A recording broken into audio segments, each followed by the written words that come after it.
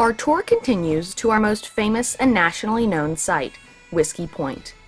The hillside above the present-day intersection, on which the former St. Anthony's Church now sits, was the meeting place of the Whiskey Rebels. The Whiskey Rebellion was the first real threat to the new republic, and had Washington not taken the initiative, the federal government could have lost all future control and powers. It was perhaps the most important event to occur after the Constitutional Convention met in 1787 to assure for all time the stability of the new federal system. In 1792, General Alexander Hamilton, then Secretary of the Treasury, developed a controversial financial plan to pay off the debt of the American Revolution that required all stills to be registered and an excise tax of 4 pence per gallon on whiskey. This aspect had been bitterly contested since 1791 by the farmers in the West, as rye was the principal grain raised and there was no market for it this side of the Allegheny Mountains. In some sections, every 5th or 6th farm had a distillery on it. Whiskey was the main money crop of the frontier farmer. It was widely used for medicinal purposes, as a beverage, and as a medium of exchange. Monongahela rye whiskey was carried in 8-gallon kegs across the mountains to the east to be sold for $1 a gallon, and goods hauled to or from Philadelphia at that time cost from $5 to $10 per 100 pounds. It was claimed that not enough grain could be taken to Philadelphia to buy important and necessary goods, and pay the excise tax. The opposition to the excise laws produced such violent threats that it was difficult to get anyone to collect the tax. On September 6, 1791, at a place near Pigeon Creek, Washington County, a party of 16 disguised men waylaid Robert Johnson, one of the first collectors for Washington and Allegheny counties, cut off his hair, stripped him of his clothing, tarred and feathered him, took away his horse, and made him travel on foot in this painful and mortifying condition.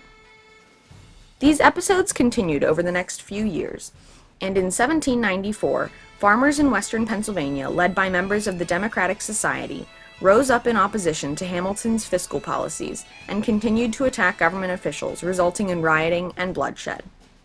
On July 17, 1794, nearly 500 men, led by Major James McFarland, attacked the home of General John Neville and burned it and the barn to the ground. Major McFarland was killed. In August of 1794, Parkinson's Ferry, now Monongahela, was chosen for several meetings because of its central location, as roads from most of the adjacent population centers intersected here. The place where the conference met that day was a wooded bench on the shoulder of the hill overlooking the river. The delegates sat on stumps or fallen trees, or on the grass behind a log home at the base of the hill. There were 226 delegates from Allegheny, Washington, Westmoreland, Fayette, and Bedford counties in Pennsylvania, and Ohio County in Virginia. A liberty pole was raised, bearing a flag which had been made to represent the 6 counties who had sent delegates to the meeting. Benjamin Parkinson appeared with a board, which he fixed on the pole. Boldly lettered on it were the words, "Equal taxation and no excise. No asylum for traitors and cowards." Many of them opposed the use of armed force to resist. The most important of these was Pennsylvania's congressional representative Albert Gallatin, whom Democratic-Republican Party opponents to the Federalist Party had elected to the United States Senate in 1793. While Gallatin treated the meeting as a forum for angry farmers to vent their rage, President Washington interpreted it as a threat to federal authority. I shall exert all the legal powers with which the executive is invested to check so daring and unwarrantable spirit, he fumed. Washington believed that the voice of the people was only legitimately expressed at elections, and that political organization, other than to select candidates, was factious behavior by unsavory men who threatened the republic's stability.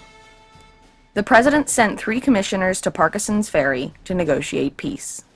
A proclamation was issued by George Washington on August 7th, summarizing the troubles in western Pennsylvania and announcing that he would call out the militias to combat the treasonable activities in that region.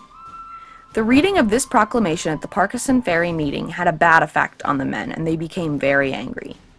It was between Albert Gallatin and Brackenridge to make speeches to calm and convince the men to await the commissioners' propositions. In the log house, resolutions were drawn up to present to Washington. However, President Washington's patience came to an end. He ordered the militia and federal troops from Pennsylvania, New Jersey, Maryland, and Virginia, in all 13,000 troops, into western Pennsylvania under General Light Horse Henry Lee, governor of Virginia. After the army moved in, the Mingo Creek settlement suffered the most. The soldiers dragged about 40 suspects from their beds and imprisoned them in the cellar of the Buck Tavern, owned by Benjamin Parkinson. They were kept in the cellar for 1 or 2 days and were then driven 12 miles to Washington. The army did not stay long in the Monongahela country. By November 19, 1794, less than 3 weeks after its arrival, the army had begun its return. 20 prisoners were marched to Philadelphia for trial. 2 were convicted, and the rest were pardoned by the president. It was a significant show of strength at a crucial time in the young country's history, and it was designed to impress not only the U.S. citizens, but the leaders of foreign nations as well. For a complete account of the Whiskey Insurrection, please visit our website and read more about it.